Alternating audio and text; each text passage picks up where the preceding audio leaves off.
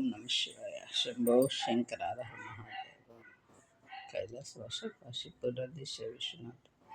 భగవంతుడు నిరాడంబరుడు, అతని కంటూ ఏమీ లేదు. హిమాలయ పర్వతాలలోని, కేదార్నాథ్లోని, అమర్నాథ్లోని, కైలాస పర్వతంలో ఎక్కడ చూద్దామన్నా భగవంతుడికి, ఆ మంచు పర్వతాల్లో ఉన్న దేవుడికి ఏమీ లేదు. సుఖాలన్నీ మానవుడికే ఇచ్చాడు భగవంతుడు, ఏసీలు అవి ఇవి.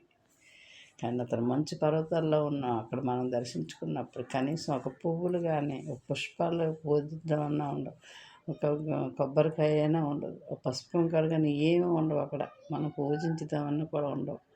నిరాడంబరుడు అతను. అక్కడికి మనం వెళ్ళినట్లయితే భగవంతుడు మనకి ఎన్ని సుఖాలు ఇచ్చాడు, అతనికంటూ ఏటి లేదని మనకు బాధ కలుగుతుంది. అలాంటి దేవుడిని మనం ఎప్పుడు నిరంతరం మనకున్న దాంట్లో అభిషేకం చేస్తూ పూజలు, పుష్ప అలంకరణ అంటే అతనికి చాలా ఇష్టం. అలంకరణ చేసి మనం మనస్తృప్తినిగా పొందుతూ మనకి ఎంత జన్మనిచ్చాడు భగవంతుడు. ఆ జన్మతో మనం భగవంతుని స్తుతించుకుంటూ నిరంతరం మన ఖాళీ ఉన్నప్పుడు నిరంతరం, ఇది అశాశ్వతమైనది జీవితం అనేది, శాశ్వతం కాదు జీవితం. 3-4 ముచ్చటి కోసం మనం మురిసిపోతున్నాం, ఇదంతా నాది నాది అని. కానీ శాశ్వతమైనది భగవంతుని యొక్క ప్రేమ. అతని ప్రేమ కోసం మనం తప్పించాలి. ఓం నమ శివాయ.